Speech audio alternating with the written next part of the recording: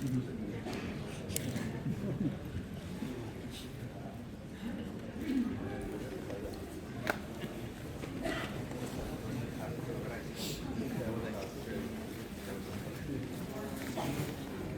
buenas a todo el mundo.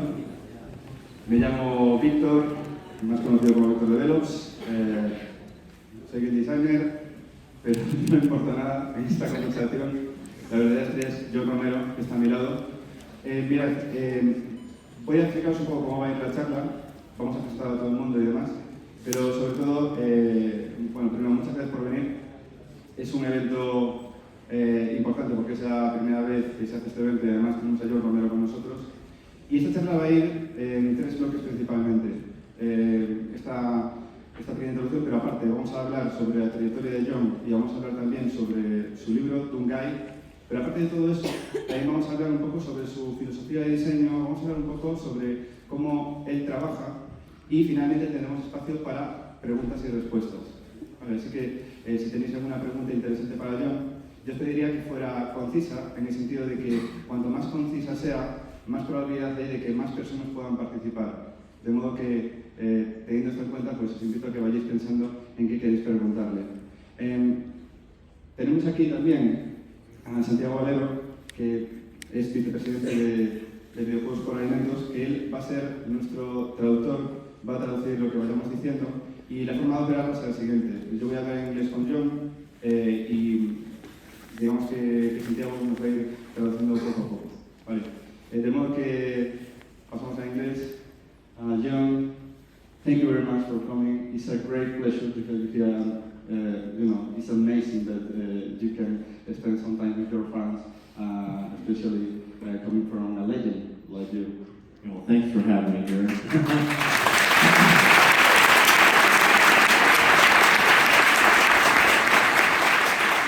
Well, let's start with some questions. First of all, guys, I don't know if you know this book, Dungai. This version is the first edition, but this book is in his tongue, there in Spanish, so you can read it. And my question is, John, the idea of this book came from a talk in Toronto. You said this in an event, and I was very curious about your process writing this book. Yeah. Sí, la primera pregunta es que sabe que la idea de tener este libro fue a través de una conversación que tuvo en Toronto. Entonces le pregunta que cuáles son esas ideas que le vinieron el por qué realizar un libro sobre su historia o sobre su trayectoria. So, I wrote this book with my wife, and my job was to basically remember everything and break it down into like a bullet point list of important events, kind of for every year. And then she gets to decide what's important. Because to me, I think everything's important, but we can't put it all in a book. In fact, we had to cut 30,000 words out of the book to make it fit, so there's a lot of stories that we had to take out. They'll have to be in the next one. La idea principal al final es tener el libro para poder almacenar todos esos recuerdos que tienen en su cabeza y poder compartirlos también con su familia, porque muchas veces que él sí tiene los recuerdos, pero a la hora de revivirlos, pues le gusta volverlos a tener en cuenta y que su familia pues, pudiese leer el libro. Yeah, I'm very curious about the target audience of this book, because I, as a designer, I find it super interesting. I can learn a lot from your experience, but what's your idea with this book? What's the target audience that, you know? Sí, pregunta que cuál era su objetivo y para quién iba dirigido el libro, porque él, como diseñador, pues obviamente disfrutó mucho del libro, pero que cuál era la idea principal de para quién escribía el libro.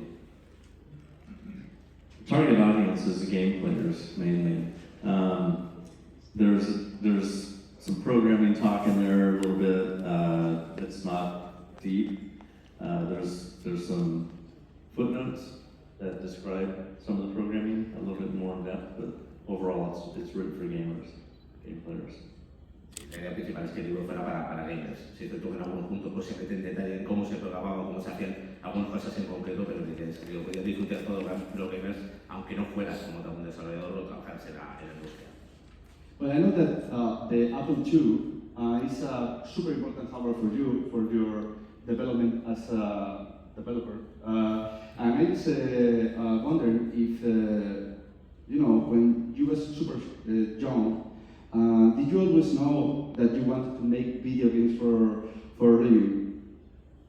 Sí, él le pregunta que sabe que fue para él mucha influencia el Apple II, el que tuvo en su momento, y que si desde siempre sabía que quería dedicarse a los videojuegos o que cuando tomó esa idea o la empezó a picar el gusanillo de pues, dedicar a esto.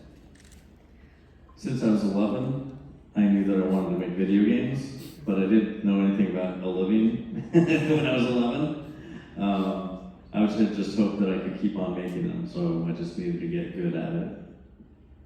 Sí, que al final desde los 11 años sabía que quería tener algo, se quería dedicar a esto y al final pues cuánto tienes esa idea porque ha ido luchando y ha ido trabajando para intentar vivir de ello. Well, during your first step in the video game industry, you were working for a company called Softdisk, and I was wondering how important was this experience in your development as a game designer, programmer, etc. Sí, él empezó trabajando en una empresa que se llama Softdisk y le pregunta a cabo pues un poco que cuál fue el impulso que dio esa empresa, qué aprendió de ella o qué fue lo que se llevó de como una buena práctica para poder dedicarse dentro de la industria a seguir trabajando en ello. By the time I went to Softdisk, I'd been making games for 10 years already. It was important at Softdisk to basically get into a team of people making games, which I never had done before, and that really changed everything. Una de las cosas más importantes al final es poder trabajar en equipo. Cuando tú trabajas en un equipo de dos personas dedicadas a un videojuego, pues al final eso te hace aprender otras cosas diferentes que es lo que te ayuda pues, a seguir creciendo y poder aprender y tener más experiencia. Well, during your time in Softdisk, the story I love is the lake house story. So I was wondering, when you was carrying the PCs all the weekends, etc., did you ever got out, for the company? And did you have any plan in that case? Sí, le pregunta que al principio de software, una historia que es la historia de la Casa del Lago, en el que ellos tomaban los ordenadores de la empresa en la que trabajaba, se los llevaban a la Casa del Lago y los cogían los fines de semana sin pedir permiso para empezar a desarrollar y arrancar con la empresa. Entonces, que si alguna vez pues, había pensado qué contestar o qué hacer si les pillaban, porque por supuesto pues, nunca les habían pillado. We were not caught. We didn't have a plan for if we were going to be caught, then we would just take the computers back home and just not work over the weekend. But we probably would have worked at the company over the weekend if we couldn't do that. So I think that would have been our plan. Is okay, since we can't take them out of the building, we're just going to come to work on the weekends. Que no tenían un plan de qué responder si les pillaban, pues simplemente que lo que pensaba es que si al final pues, alguien se daba cuenta de que habían tomado los ordenadores, pues a mí te decir, pues mira, lo siento, no lo volveremos a hacer y ya está, pero que no tenía ningún plan inicial. Well, you're considered as the father of the FPS, but also as a great game designer as well. Doom is the best thing ever. So I was wondering, do you expected your wider dreams that this game would be what it was finally at the end? Is something that you expected when you were developing it? Sí, que él no solo es considerado como uno de los padres de los FPS y que si se esperaba cuando hacía un juego como Doom, el gran impacto que iba a tener sobre lo que sería la cultura del videojuego y sobre el género, si se esperaba algo similar a lo que realmente pasó con Doom. When we were making games together, the software, every new game that we worked on needed to be the best game, like it needed to beat all the games that we had made before. So with Doom, we knew that we were going to make the best game that we'd made, but we changed our focus to be, this needs to be the best game we can even imagine playing. And that was the only game that we ever said that, And we knew it was going to be great, and we put out a press release when we started working on it to say it was going to be the best game in the world when we just started to work on it. Sí, que en este caso ellos lo que tienen claro es que hicieron el mejor juego posible que ellos podían hacer. Entonces que teniendo eso en mente, pues sí es cierto que claro, que se esperaba que iba a ser el mejor juego que se podía haber hecho y que, por cierto, cuando te pones a trabajar en el juego, pues desde el principio piensan que va a ser el mejor juego de la historia. Porque al final, si no, ¿para qué te vas a poner a hacerlo? Well, Doom has a lot of design brilliant decisions. So I was wondering, what would you say that is your favorite contribution to the game? I'd say maybe. Oh, you want Tu contribución favorita. Sí, le está preguntando sobre cuál es su contribución favorita dentro del juego de Doom, porque además de game designer, pues hizo varias cosas dentro del juego que es lo que se va a ver como su mayor achievement dentro de lo que sería el juego. Geez, I did a lot of work in the game in every single area. Level design was really important, but also everything that happened inside the levels was important. So all of the flashing lights, switches, doors, platforms, slime, lava, you name it. Everything that happened in the environment in the level, I also programmed all of that as well. So yeah, there was the level design itself also is really important. It's hard to choose between those two things, and also just the design itself. You know, like the feel of movement, the feel of shooting enemies, and the balance of how much ammo and how much ammo it takes to put down an enemy. That's like a really big part of design balance. There's also the weapons. You can't negate each other. When you get a new weapon, it needs to add to the weapons and not nullify a previous weapon. And that's a really important concept for game dev, like for game design, is to like not put something in your game that just wipes out other parts of your game. They're all really hard to decide which is the best thing. Can't really say which one's the best. I completely understand. Yes. Sí, empezaba hablando que el diseño de niveles, que para él era una de las cosas más importantes, el cómo diseñas las luces, las puertas, las plataformas, el cómo se va a mover el personaje dentro del juego. Luego ha comentado también el diseño de las armas, el cómo diseñas, el cómo vas a funcionar un arma, el cómo intentar conseguir que un arma fuera diferente de otra y que toda esa parte pues, él considera que es una de las cosas más importantes dentro de lo que se realizó en el videojuego. So, I'd probably say the abstract level design style itself. Not just the designs of those levels, but the way that they were all designed. Before Doom, nobody had ever seen games that looked that way. If you were playing a 3D game before Doom, there were 90-degree walls everywhere. And that, Wolfenstein even had 90-degree walls. But then with Doom, we created a whole new world that we hadn't seen either. And that was really hard to do, to figure out how do we make something that we've never seen before in using a new technology and data. So that was actually one of the hardest pushes, is just to try and visualize what could be done that no one had seen before and do it. So that was probably the biggest accomplishment. That's not the programming accomplishment.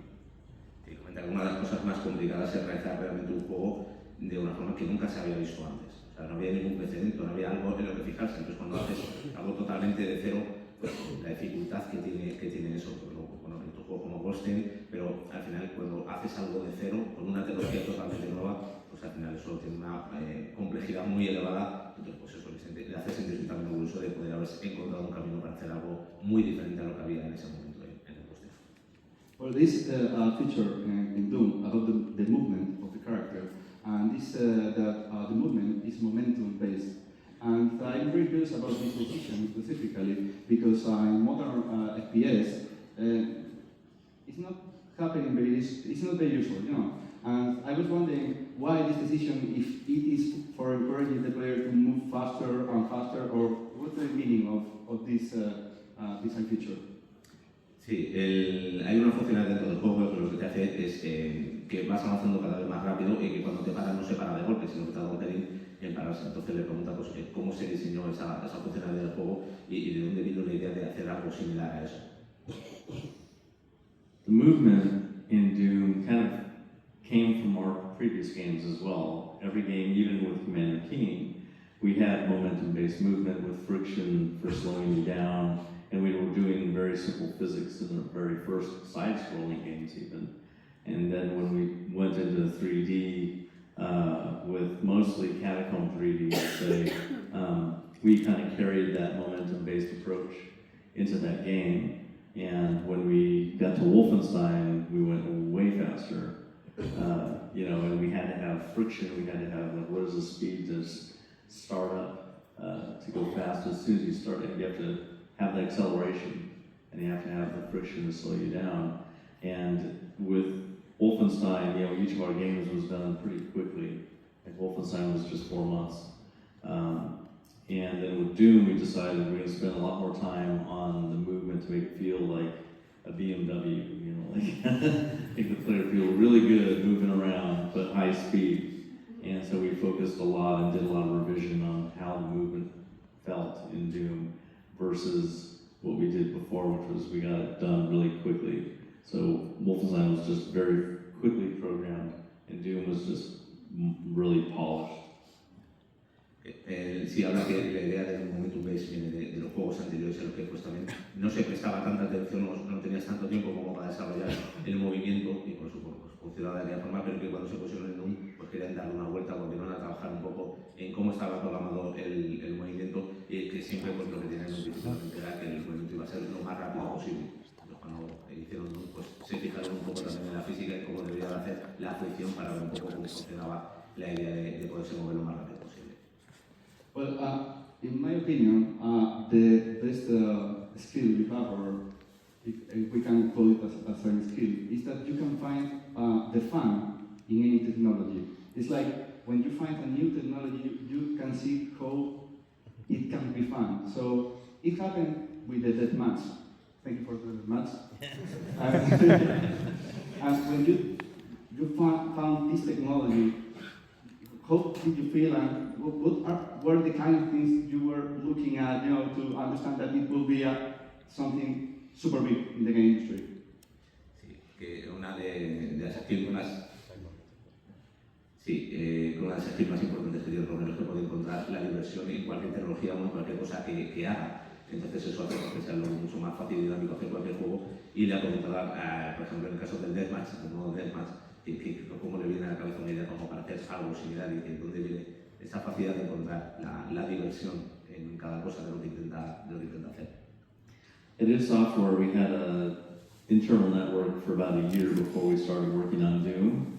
So we knew that it was going to be really valuable to be able to connect computers together and to be able to play together, especially on a high-speed network. That was pretty critical.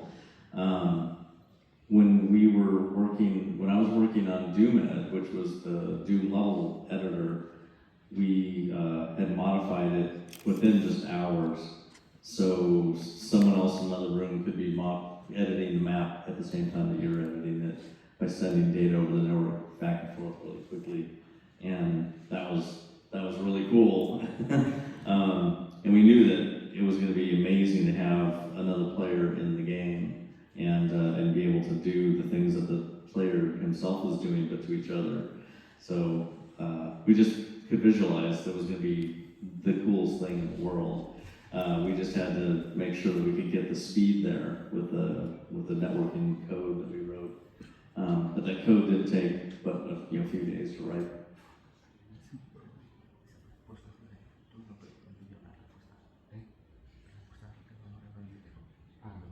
Bueno, básicamente lo que comentaba yo es que, bueno, esta tecnología, el asunto del jugar online y tal, es algo que ya habían probado previamente en software, ¿no?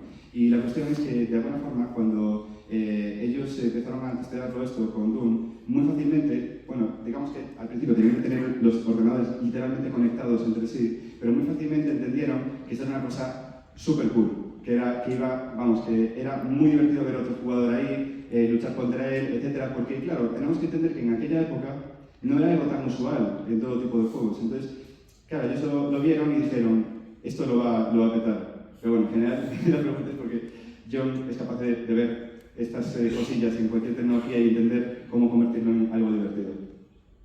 Okay, let's talk about Quake. And, well, Quake is a very good game as well. but the development had a few issues, especially coming from communication between members of the team and many other things. You describe it pretty well in your book. And one of the things that hurt from that development is the decreasing of the scope. The original scope was quite bigger, and you had to,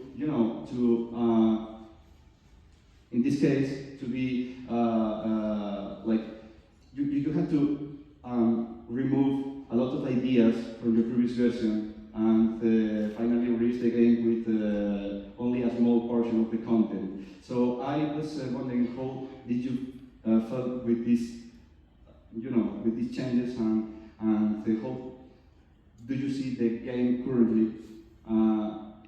Because it's a game that everyone loves, anyway. Sí, te está hablando ahora sobre Quake, que al final es uno de los FPS más famosos de la historia, y es conocido que fue muy complicado el desarrollo del juego, fue muy complicado llevarlo a cabo, había muchos retos con la tecnología, con la comunicación, y el alcance inicial del juego era muchísimo más grande de lo que finalmente llegó al mercado. Entonces al final él, como level designer, pues cuál fue su opinión y cómo vivió esa dificultad a la hora de llevar a cabo el juego. So we had made several FPS games by the time we started working on Quake, and the original idea for Quake wasn't to be an FPS, it was going to be something different, probably hand-to-hand combat. We didn't know if it was going to be first person or third person, so it was just ideas, but we needed to get the technology working first, and that was the thing that took a really long time.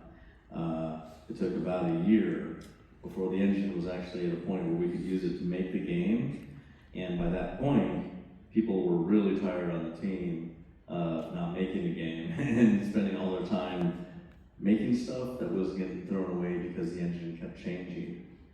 And eventually, when it came time to, like, the engine's done, we can start working on the game, some people were just like, we can't do a brand new game design thing that we don't even know yet.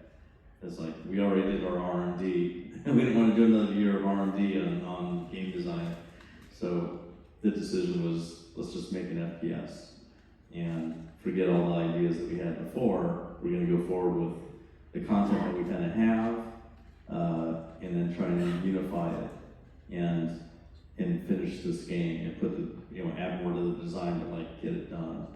So it was not like, let's do a brand new cool game design and focus on what is the best, most fun thing. It was like, it took us a whole year just to get the technology working. We gotta get a game out. Because we had games coming out, all the time. Like, nothing went over a year.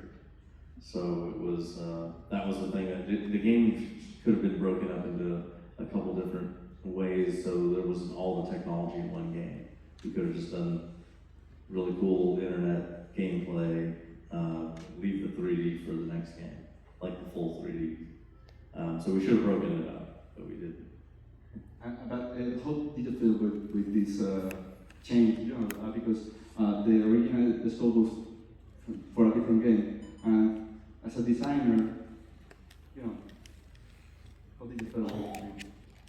It was not as interesting because it was still a lot of the same design that we had done before in a different world, a different setting. There's a lot of differences there, but it wasn't a completely new thing that we could have made. So when that happened, I was just like, you know what? This is not the place for game design. This is how it should be. So I decided to leave after finishing Quake. Pragmatic. Yeah. Un poco rápido estas últimas preguntas.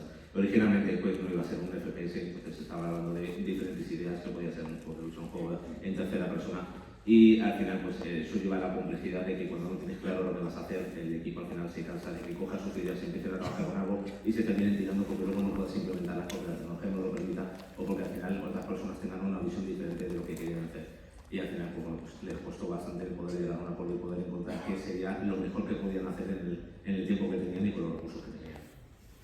Well, we often talk about the success, but not so much about failure. When you live in software, you found your own company with Tom Hall. I am Storm. such as Deus Ex, which was amazing as well, and Daikatan as well. So my point here is, what did you learn from the failure? You know, because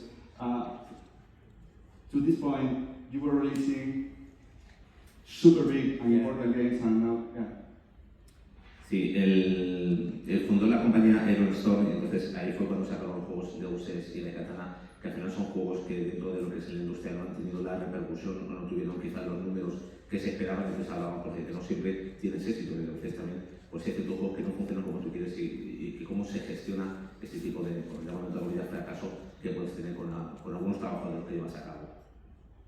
I made a lot of mistakes when I started Iron Storm, and those mistakes were kind of fatal for years down the road.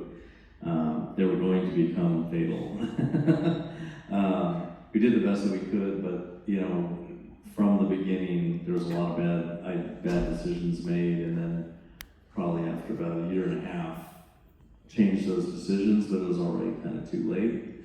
So we just had to deal with where we were at and finish making better decisions, but like just getting stuff finished.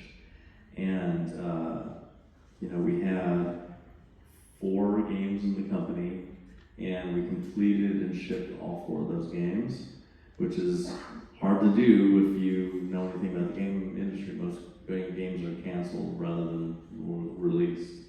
So we had 100% shipping, but not great stuff. So and it's funny because when you talk about Daikatana as like a failure, that game, there's so many people that love the game so much, and I signed so many Daikatana boxes. I don't consider it a big success, but it did ship, which is hard to do when you have all the press in the world writing horrible articles about you.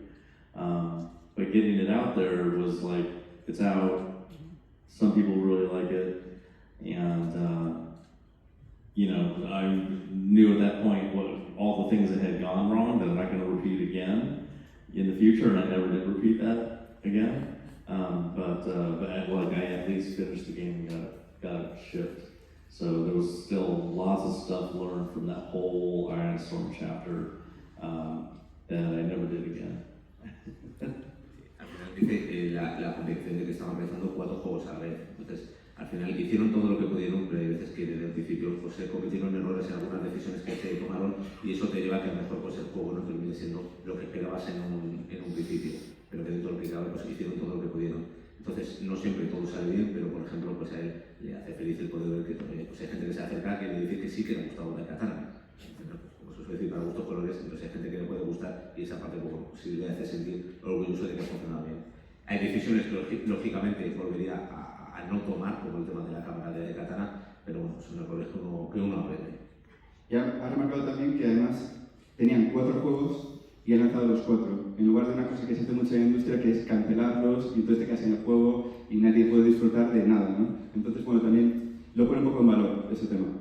Okay, well, back in the day, magazines often quoted you saying, "Design is law." So I was wondering if that philosophy is still in your mind, is in your work, etc. Sí, los magazines que al final dicen que el diseño es amor. Es la ley. El diseño es la ley. La ley. Ah, la ley, sí, luego, ok. Y bueno, pues que si él parte de esa filosofía, o que sí también está de acuerdo con esa idea. Definitely, design is always law. The reason why people play a game isn't because you're using Unreal technology. They're playing it because of the idea of your game and what you're doing in it. You go to the movies because of the characters and the stories, and the design of that story, the design of that world. You don't go there because it's at 48 frames a second, or it's playing on in THX. Like, you're not going to go to the movies to see something because it just says it's IMAX. You go there because of what the movie is, and that's all design. So no matter what it is, design that's the artistry of the game. El diseño es el arte dentro de la industria, porque al final el diseño tanto de la historia, el diseño de los personajes son los que te guían a la hora de hacer un videojuego y lo que hacen que pueda salir todo bien y hacer una historia conjunta. Y una cosa importante, remarcamos, para John Romero el diseño sigue siendo la ley. Vale, así que apunten.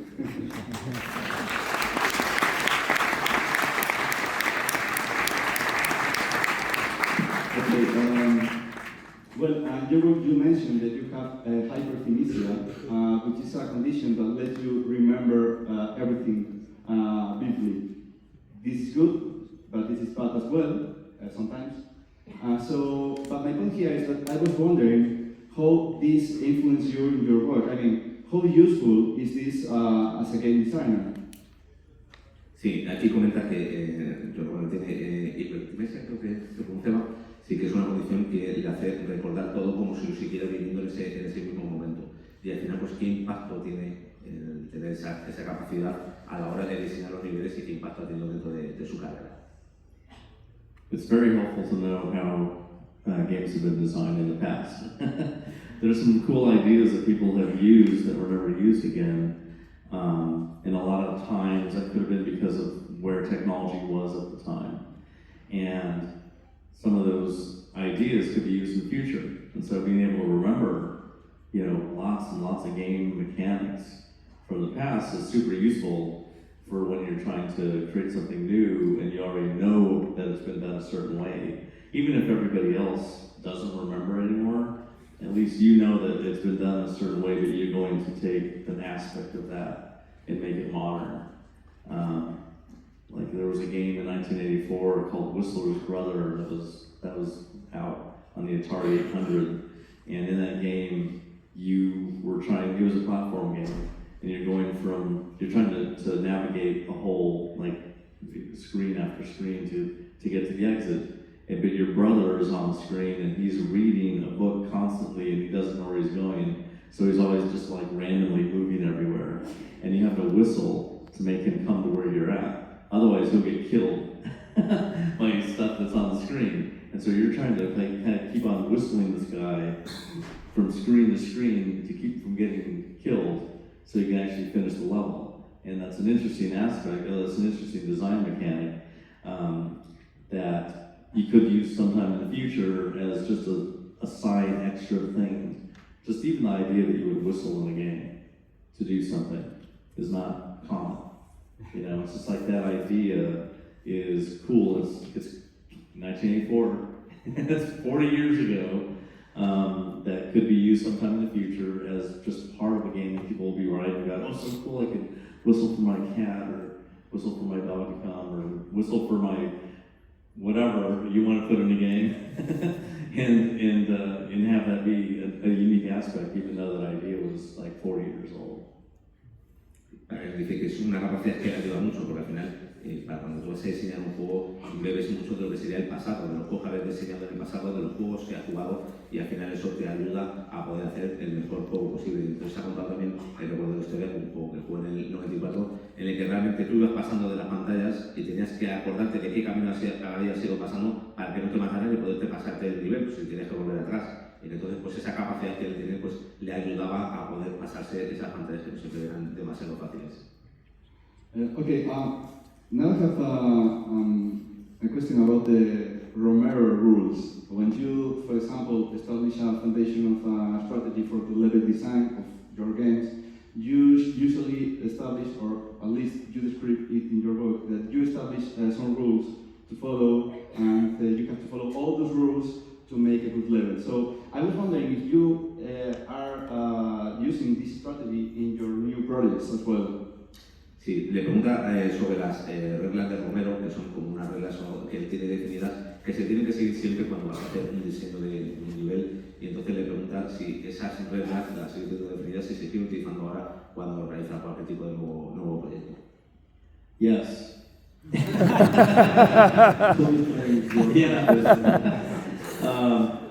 Yeah, the current game is very different than the level-based game. It's a whole world. But even within a world, even when you're moving within different areas, you want some kind of consistency of design for players to expect and to look for. You know, it's like the point of the game sometimes isn't those extra things that you put in, but they're there for people to pay attention.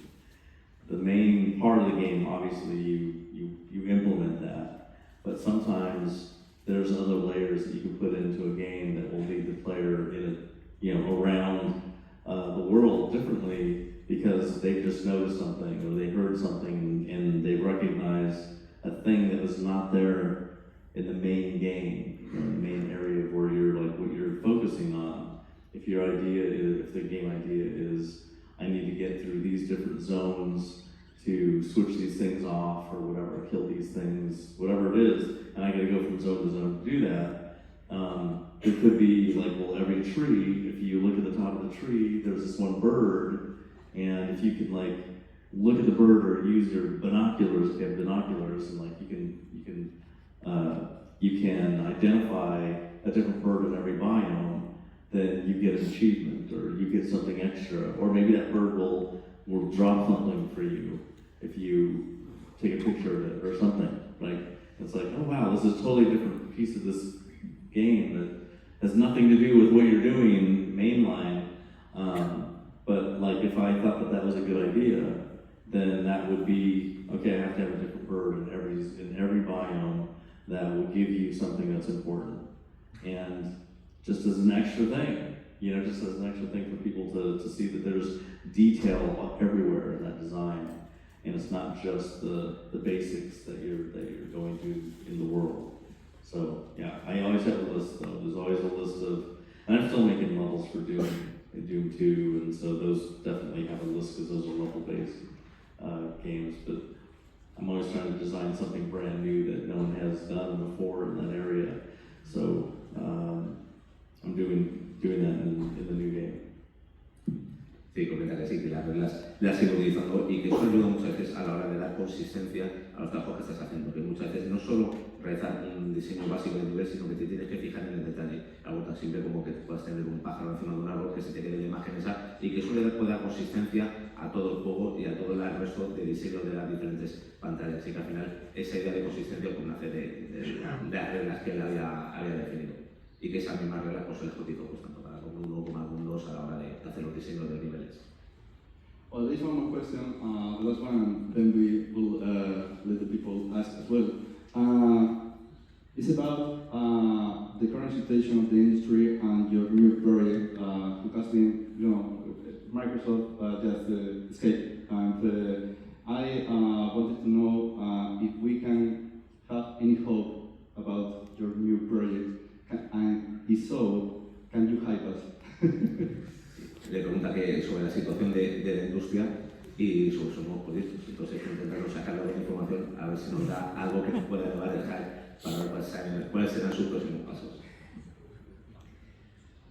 So we survived the cancellation of our huge game.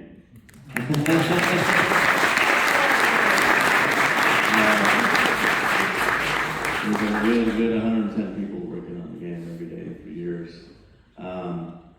So the game's been basically completely redesigned. It has nothing to do, the new game has nothing to do with the previous game, but it incorporates a lot of the elements that we had in the previous game. So we're not starting at ground zero. We have 50 million worth of a game that we can take pieces out of and put into a brand new indie game. So yeah, we have a lot of stuff to put in the game, and the design is completely different. But the team is really excited about the new design. It's a very much smaller game. It's more fun for us because the people working on it were all directors of different departments, and they didn't actually get to code or design or whatever, do it themselves. And so now we get to actually do the thing that we're really good at ourselves, and that's why small teams are great. So yeah, the design of it, I can't talk about what we're doing in the game, just because it needs to be new and interesting. But I've never played a game like it before. other than it's a shooter, but the things that you do in it will be, I'd say, probably new to people. The way that going through Elden Ring was a really new experience. It was a very crazy place and a different world, and it was really cool to explore it and just see what is that, and that's like the idea behind what we're doing in this game. Bueno, ha sobrevivido a la cancelación del proyecto, pero que, bueno, que al final lo que están trabajando es con un enfoque diferente, con algo que cree que no se ha hecho antes, un poco para reventar la cabeza en ese concepto de que van a hacer algo que es totalmente nuevo, que está muy ilusionado con la idea de trabajar en ese proyecto y que al final pues veremos a ver dónde nos deriva. Y que va a ser súper guay, así que...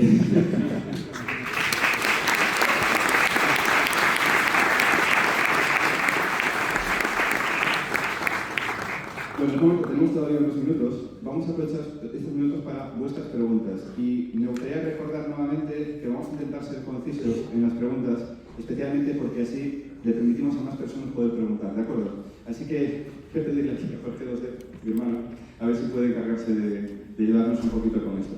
Vale.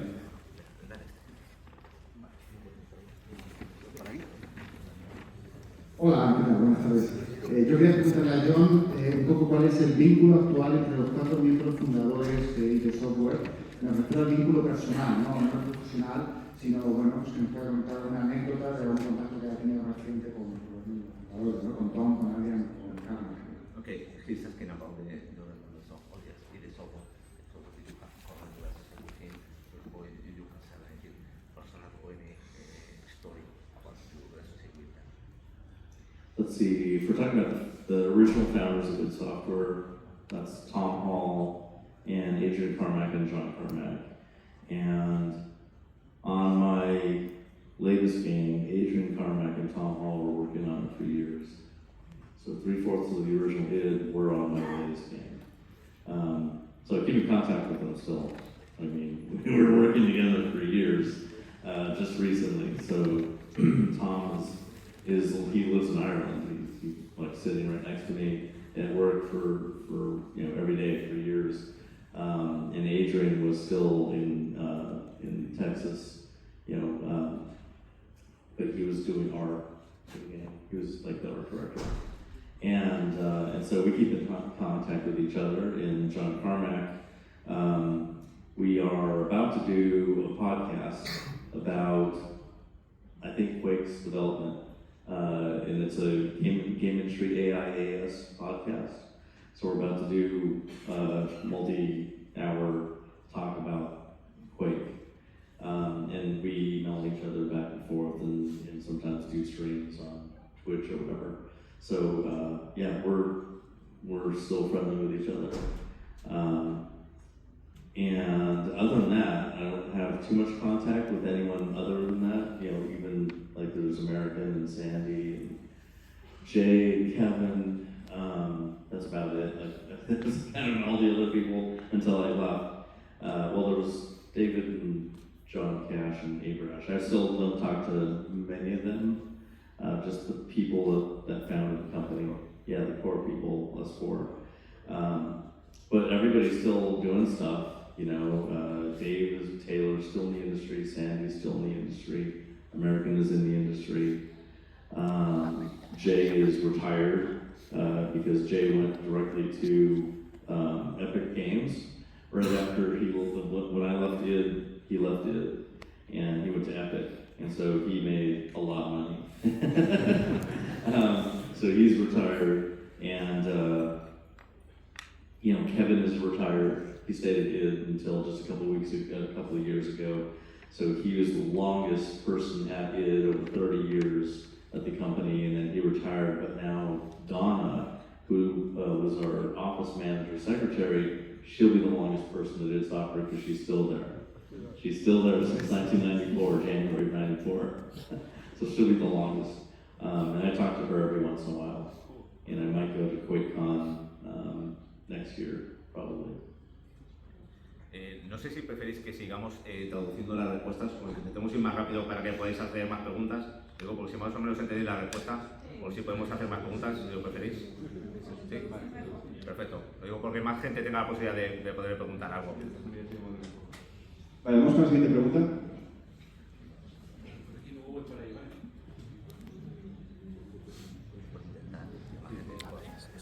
Okay.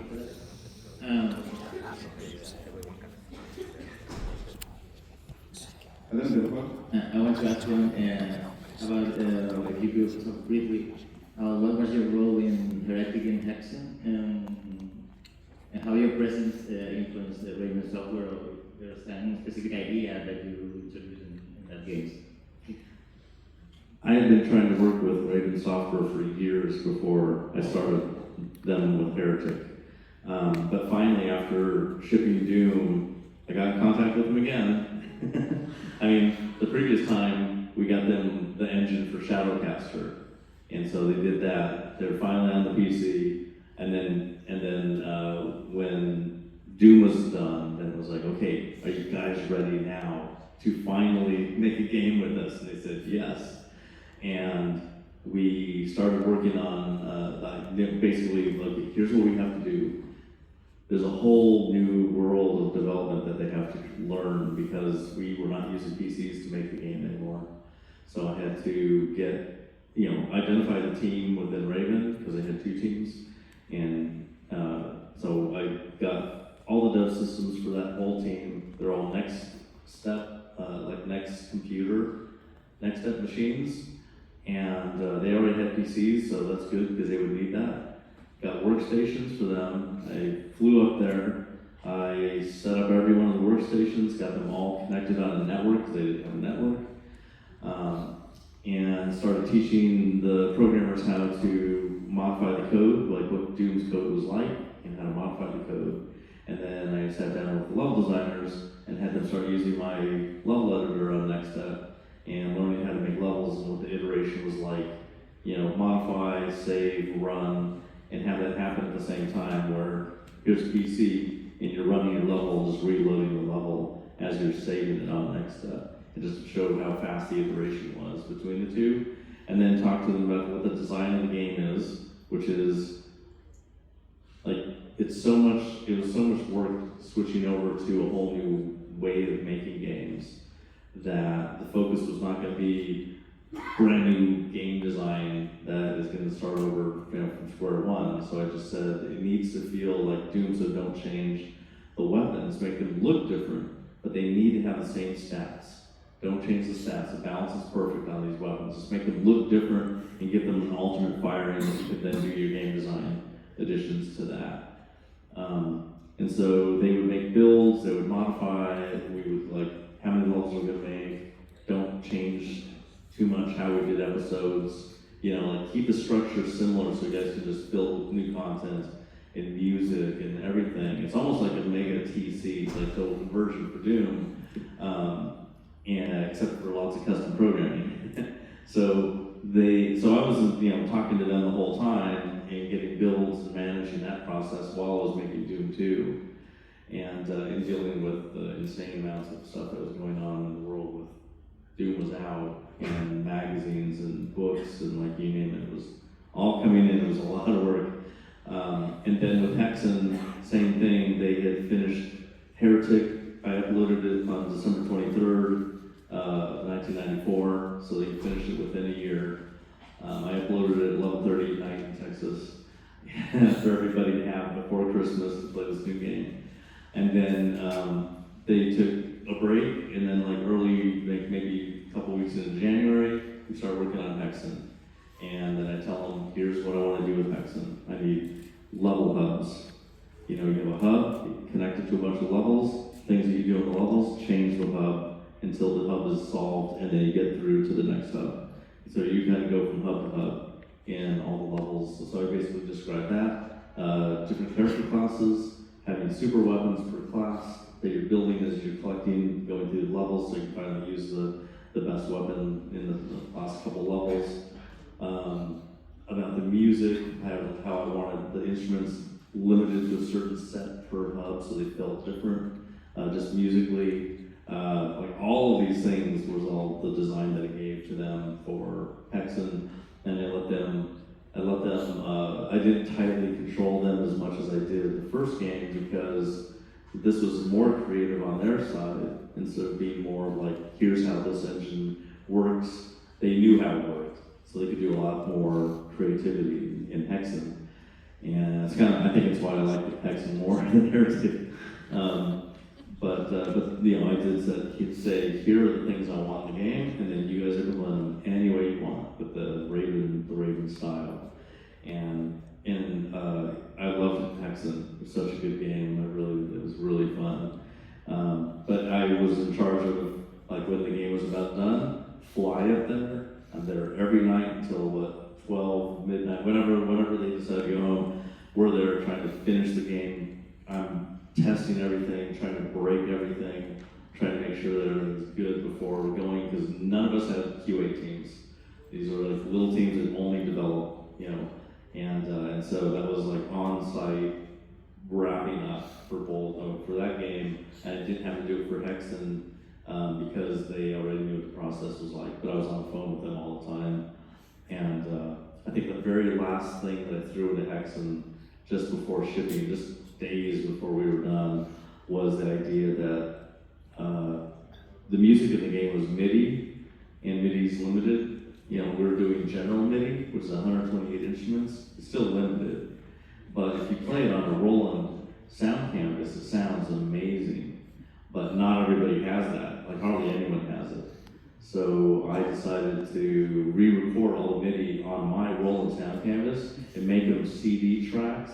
And if you have the CD in the player, it'll play the actual Roland CD sound, right? Yeah, so it sounds amazing, but if you don't have the CD in the drive, because you just install it on your hard drive and take it out there, then you just can listen to the regular MIDI. Ok, vamos con otra pregunta. Voy a ir por ahí, que todavía no he ido.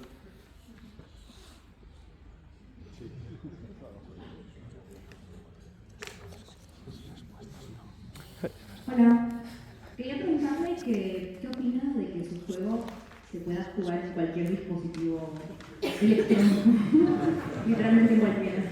Refieres a Doom, ¿verdad? A Doom, claro. Okay. She's asking, what do you think about everyone exporting Doom to any device? The code was made to be portable. So we're hoping people will do something with it. Even the version of the code that we put out in 1997 was a Linux-based version. It was never written on Linux. We wrote it on NextStep, and we made it super portable because while we were developing the game on a totally different operating system, it was meant for DOS. And so we were doing what's called cross-development. You develop on one machine for another, which like today is, I'm using a PC to make a game for an Xbox. It's kind of like, that's what cross-development is.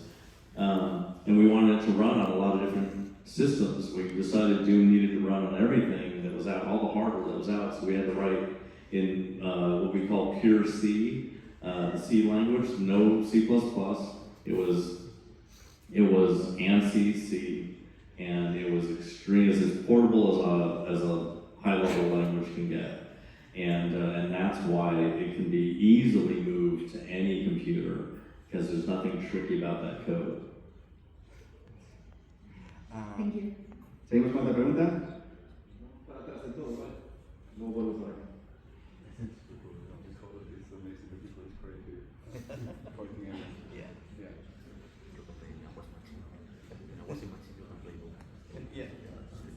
Hi, so this question is about kind of why did you scrap like part of the content, for example, from the Doom Bible, because the aesthetics on the first, I don't know how to say this, the preliminary versions like 0.2, 0.3, etc., they were really cool as like proofs of concept. Why wasn't that more expanded on? Why did we go for the single player approach instead of like the several playable characters and the more the bigger story? It was because we're making a brand new game that no one had ever seen before, and the technologies that we're trying to create and the world that we're trying to create, we've never seen before, and that took a lot of our time just to make that happen. Like at the very beginning of the Doom Bible, the story is that there's 4 Marines that are playing cards when all hell breaks loose, and we weren't going to force people to have 4 players together. A forced co-op game is a really bad idea even today. So we already knew that was a bad idea back in 1993. So we decided, yeah, it's just going to be you. We needed to simplify that design because it was too complex for what we were trying to accomplish at that time. We were trying to make a world that was going to really use all of the CPU that you had. There was no such thing as GPUs back then. Like when you talk about any game that is Quake or earlier, that is a game where we would put every dot on the screen manually at 60 frames a second. And you have to do that with really intense code. And with Quake, we had to use an FPU, floating point processor, that's just part of the CPU in the Pentium. For the first time, we used another piece of technology other than a CPU, but we still never had the GPUs. You know, like GPUs now have been around since 1997, after the Monster 3D came out. Now we have APUs, which you probably haven't heard of yet, but that's us, GPUs and CPUs combined in one chip. But yeah, we were doing a lot of new stuff, and we had to strip back all of the design that was going to take up all of the extra time. We only have so many people, we only have so much time, and with the, you know, as you're developing a game, when you have a time limit on when you want to ship it, you start basically rescoping constantly what you can get done, and you start removing things that are not as important as the things you're trying to finish and accomplish that are defining what that game is. So the captain's hand that would open the door as a key is like, that is extraneous and is not needed, and it needs more support to explain what that is. And we were not putting dialogue in the game, and we were putting a bunch of text on the screen. So anything that was that kind of story needed to just go away because it was the experience that we were trying to push in Doom, and not the story. The story is an implied story. And this is super important. The idea of the game design, well, you said it, design is slow. So in this game, it didn't make sense to make a super big story. Yeah. It was the experience of the game that was really what we need, what we needed to finish to really show what we could do. The story was not, I mean, everyone knows what the story of Doom is. It's a really simple story. We didn't need to put a lot of paragraphs of text on the screen for people to understand any kind of complexity around that. And the fact that we kept it really simple was actually really easy. It was good for players because they needed to just comprehend how to even move around in a world like that. By the way, at the end of Doom, you are really mad that your pet rabbit Daisy is killed at the end. And that is the inspiration for John Wick, if you've ever seen those movies. His dog Daisy is killed at the beginning, and he goes on a rampage, which is exactly what Doom Guy does. Ok, una pregunta más. Podemos ir con una más y... Adelante, por favor. Hello. I wanted to ask you, having in mind everything you need to have in a game to come together, the level designs, the soundtrack, the history, everything, and knowing what you have done before, Quake, Wolfenstein, Doom, what do you think a game designer or developer needs to bring together a game with such a big identity as the ones you have done before? Thank you. You kind of need to, like, what you need to worry about is what are you trying to do in your game that justifies its existence. Like, if you like, I'm gonna make a match 3 game, like why? There's like 2 million of them out there. Is yours different? You know, like there is a leading edge to match 3 games, and it's still being developed right now. Like match 3 games have gone so far. And a lot of people probably have not played them enough now to see where the edges are in technology for match 3. But every successful style of game has has an edge to it, like the leading edge of where that genre's at. And if you are pushing the edges of your genre, then that's great, because you've probably done enough within the genre that you understand it so well that you can invent new parts of the genre.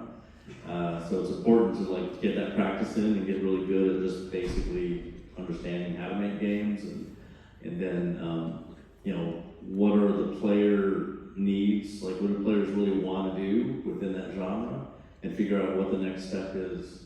And for indie games, a lot of indie game work is practice. And it doesn't matter if the game that you're making is similar to a lot of other games, because you need to just get good at making games. It doesn't matter if it's like someone else's game. But at some point where you start to make new things, that's where you start to come up with a discipline to put new things in your game you've never seen before that you believe are going to be really great. And that's how you push the edges of anything, is by trying brand new things that enhance the original thing that you're trying to create. Until that point, it's all practice, and everybody has to practice to get good. I made tons of 60-some. Doom was my 90th game. I made 89 games. Wolfenstein is number 87. I made a ton of games, and you have to do that to be good. And my games were on purpose. What am I doing in this game, and what am I doing in the next game that's a little bit better than the previous game, or completely different? But whatever it is, you have to have a plan, so you're not just doing the same thing over and over again. You have to figure out how you're going to push forward. Ok, hasta aquí las preguntas. Antes de nada, quería decir que hoy hemos dado unas pocas pinceladas a muchas de las cosas que cuenta John Romero en su libro, en Dungai. Así que si queréis saber más sobre su trayectoria, si habéis visto interesante lo que ha comentado, os recomiendo que vayáis a su stand y pilléis Dungai, porque además está traducido al español. Lo podéis leer, es súper fácil de leer y súper entretenido porque todo el tiempo están pasando cosas, así que os lo recomiendo. Y, well, John, it was a super great pleasure to have you here. Thank you very much for coming to Madrid, for your lessons, for everything. Thank you. All right, thanks for having me.